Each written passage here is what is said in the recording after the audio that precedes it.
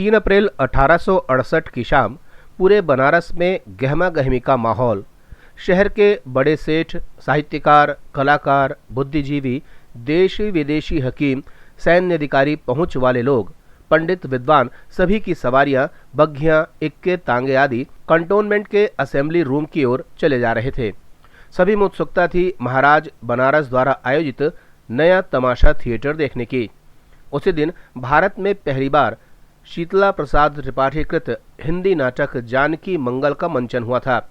इसी आधार पर बाद में 3 अप्रैल को हिंदी रंगमंच दिवस घोषित किया गया। जून 1967 में आचार्य रामचंद्र शुक्ल ने हिंदी साहित्य का इतिहास में पहली बार इस नाटक के मंचन को प्रामाणिक तौर पर पुष्ट किया।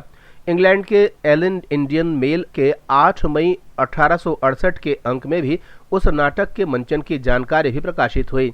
इसी आधार पर पहली बार शरद नागर ने ही हिंदी रंगमंच दिवस की घोषणा 3 अप्रैल को की थी। हिंदी रंगमंच की स्थापना में सबसे महत्वपूर्ण भूमिका तत्कालीन काशी नरेश ईश्वरी नारायण सिंह ने निभाई। उन दिनों नाटक क्षेत्र में ब्रितानी मॉडल ज्यादा प्रभावी थे। काशी की पारंपरिकता आधुनिकता के दबाव से बचने की कोशिश में बीच का रास्ता खोज रही थी।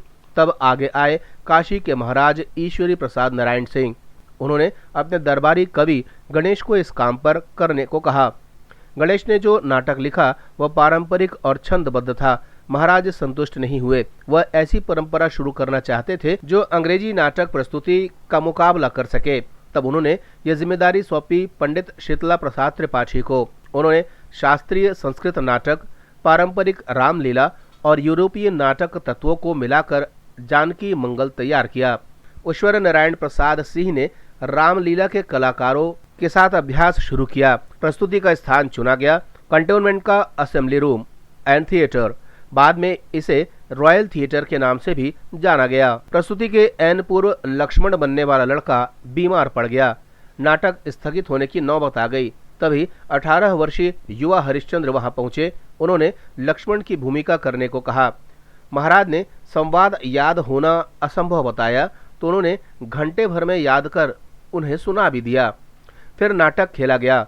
भारतेंदु के मन में हिंदी नाटक लेखन और उसके अभिनय का उत्साह जगा और उन्होंने खुद नाटक लिखना शुरू कर दिया। अपना नाटक दल भी उन्होंने बनाया जिसमें राधा कृष्णदास, रवि दत्त शुक्ल, दामोदर शास्त्री, पंडित चिंतामणि, पंडित माणिक लाल जैसे महान नाटककार शामिल थे। उन्होंने वाराणसी और बलिया के ददरी मेले में नाट्य प्रस्तुतियां दी। इसके बाद तो काशी में नाटक करने के लिए नाट्य संस्थाओं का बनना आरंभ हो गया। ब्यूरो रिपोर्ट, जनता से रिश्ता।